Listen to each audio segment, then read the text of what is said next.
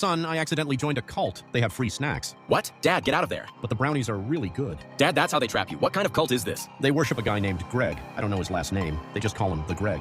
Dad, why are you still there? They said if I stay for 3 more meetings, I get a free tote bag. It's a trap. Come home. The tote bag has a built-in cup holder. Do you know how rare that is?